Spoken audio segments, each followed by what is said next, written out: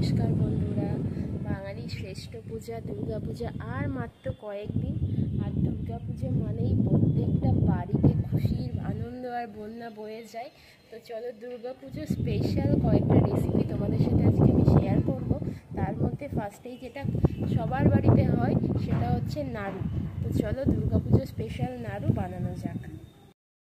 দেখো নাড়ু বানানোর জন্য আমি প্রথমেই নারকেল একটা মিডিয়াম সাইজে ভেঙে নিয়ে ফাটিয়ে বসে গেছি করার জন্য। তো অনেক রকমেরই নাড়ু হয় ঘরে।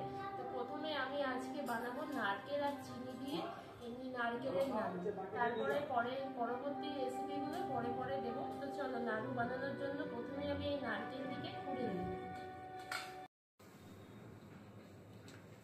দেখো নারকেল কোড়ানো হয়ে গেছে আর আমি চলে এসেছি কিচেনে। আমি একটু কড়াইটা বসিয়ে নিই। কড়াইটা জ্বালিয়ে নিই, গ্যাসে বসিয়ে দিয়েছি। কড়াটা গ্যাসে বসিয়ে দিয়েছি। আমি এর মধ্যে এবার এক এক করে নারকেল কোড়াটা পুরো দিয়ে দেব। দেখো নারকেল পুরোটা গ্যাসের মধ্যে দিয়ে দিয়েছি। এবার আমি পরিমাপ মতো চিনি দিয়ে দিয়েছি, দিয়ে খুব ভালোভাবে দুটোকে নাড়াতে থাকবো।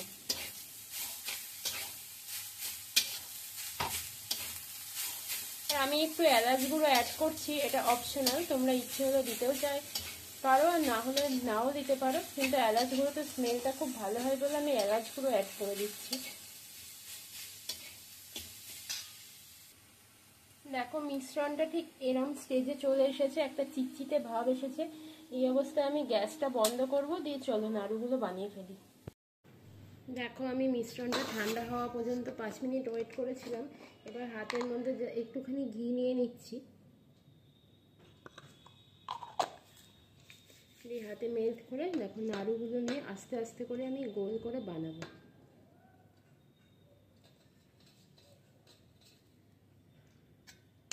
এখনো ভালো ঠান্ডা হয়নি, ভীষণ গরম আছে, কিন্তু নাড়ুটা একটু গরম গরম অবস্থাতেই বানাতে হয়। চলো সমস্ত নাড়ুগুলো আমি তোমাদের বানিয়ে দেখাই।